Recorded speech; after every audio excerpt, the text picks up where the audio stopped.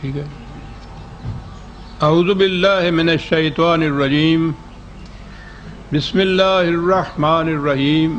عزیزان من، آج نومبر 1983 کی 25 تاریخ ہے اور درس قرآن کریم کا آغاز سورہ الحاقہ کی آیت 13 سے ہو رہا ہے. 69/13. پھر دوہرا دوں کہ سورت کی ابتدا ہوئی تھی الحاقۃ ما الحاقۃ وما ادراک ما الحاقہ، ایک واقعہ جو حقیقت ثابتہ بن کر سامنے آنے والا ہے، اور کہا کہ وہ کیا ہے، خدا تمہیں بتاتا ہے کہ وہ کیا ہے. پھر دوہرا دوں کہ ان آخری پاروں کے آخری 2 پاروں میں بالعموم قرآن کریم نے کچھ انقلابات کا تذکرہ کیا ہے. کچھ انقلابات تو وہ ہیں کہ جو طبعی دنیا میں باہر کی دنیا کے اندر نظر آتا آنے والے، وہی چاند پھٹ جائے گا، سورج تاریک ہو جائے گا، ستارے ٹوٹ جائیں گے. میں نے عرض کیا تھا کہ ہم جہاں تک یہ سائنس کے انکشافات ہیں وہی ان کے صحیح معنی ہمیں بتا سکتی ہے. اور آپ کو یاد ہوگا میں نے ایک مورث بقائے کی کتاب کا ذکر کیا تھا، Bible, the Quran and the science. قرآن کریم کی یہ آیات جن کا تعلق خارجی کائنات کے طبعی امور سے ہے، اس شخص نے،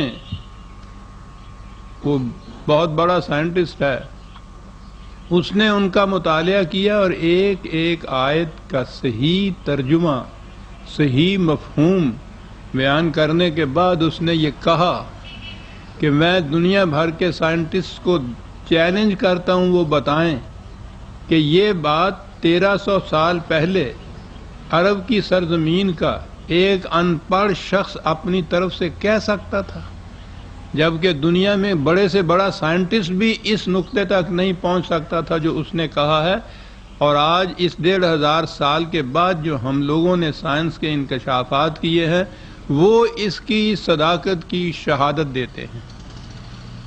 تو یہ تو وہ چیزیں ہیں جن کا تعلق علوم سائنس سے ہے. تو ٹھیک ہے، یہ تو ذکر للعالمین ہے، تمام نوع انسان کے لیے ایک تذکرہ ہے. اور دنیا کی کوئی قوم ہو، کوئی فرد ہو، جو بھی اس طرح سے ان طبعی حقائق پر پڑے ہوئے پردوں کو اٹھائے گا، اور یاد رکھیے یہ ایجاد نہیں کوئی چیز بلکہ ڈسکوری ہوتی ہے، اکتشاف اور انکشاف ہوتا ہے، پردہ اٹھانا صرف ہوتا ہے، تو وہ یہ بتا سکے گا کہ قرآن کی ان آیات کے مفہوم کیا ہے. دوسرا انقلاب وہ ہے جو مرنے کے بعد کی زندگی سے جس کا تعلق ہے، اس کے متعلق آج کوئی بھی کچھ نہیں کہہ سکتا. آگے بات آئے گی، ایک یقین کی بات ہے، ایک ایمان کی بات ہے. تیسرا درجہ وہ ہے انقلابات کا جو قوموں کی زندگی میں آتا ہے، عروج و زوال کی شکل میں، تباہیوں کی شکل میں. تو قرآن کریم نے یہ کہہ کے کہ میں تمہیں بتاتا ہوں کہ وہ کیا حقیقت ہے جو اب سامنے آنے والی ہے، یہ کشمکش تھی حق اور باطل کی. نبی اکرم صلی اللہ علیہ وسلم کی دعوت کی اور اس کی مخالفت کی، جس میں شدید ترین مخالفت قریش کی طرف سے ہو رہی تھی. بڑے ٹکراؤ تھے، قریباً 6-7 سال تک مسلسل ان کے ساتھ جنگوں کا سلسلہ جاری رہا. تو قدم قدم پہ کہا جاتا تھا ان سے کہ تمہارا نظام باطل ہے، یہ 2 نظاموں کا ٹکراؤ ہے حقیقت میں.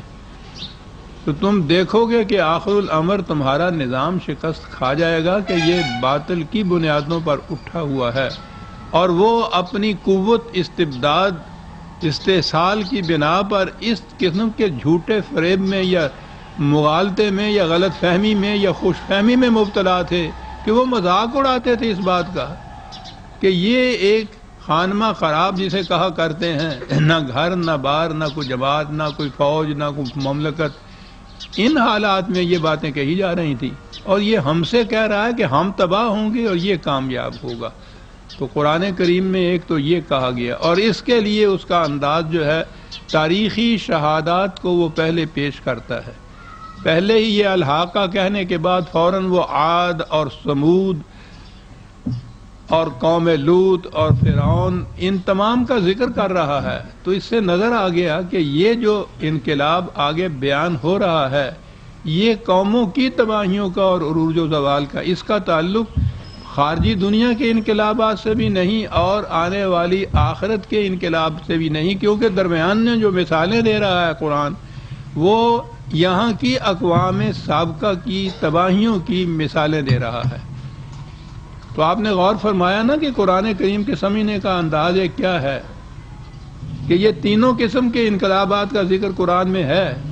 یہاں جو وہ کہہ رہا ہے کہ حقیقت ثابتہ بن کر ایک چیز سامنے آئے گی، تو اس کے بعد وہ اس کے تائید میں شہادات قوموں کے زوال اور عروج کی پیش کر رہا ہے۔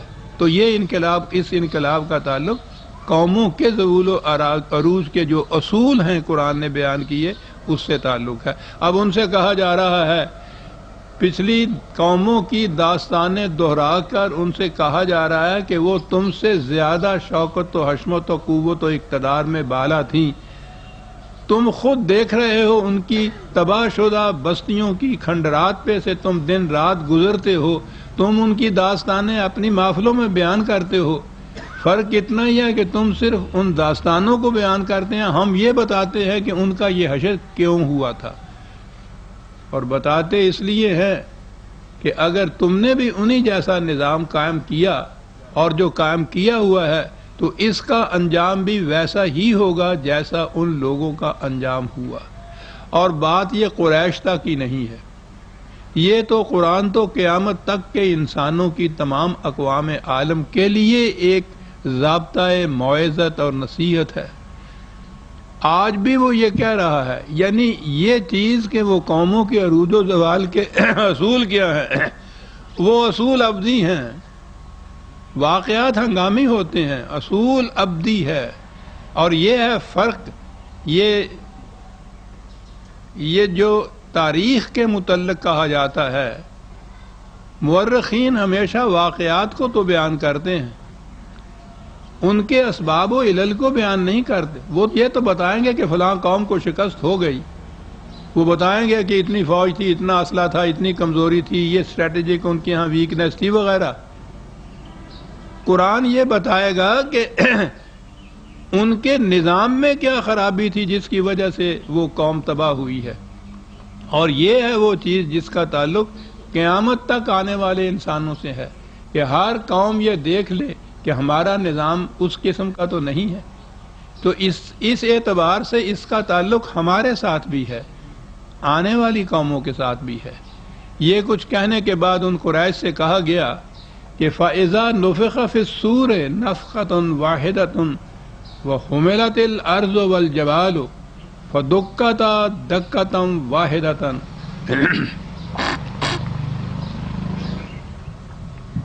عام ترجمہ میں یہی بات ہے کہ جب سور پھونکا جائے گا، اور یہ چیز جو ہے ہمارے ہاں ہمیشہ قیامت کے لیے اٹھا رکھی جاتی ہے کہ وہاں ایک فرشتہ، وہ پہلے ایک وہ سور ہوتا ہے سینگ جیسی چیز بگل بجانے کے لیے، اس زمانے میں یہ بگل تو نہیں ہوتے تھے، سرناہ ہوتا تھا، وہ لمبا سا سینگ تھا، اس میں پھونکتے تھے تو اس سے آواز نکلتی تھی۔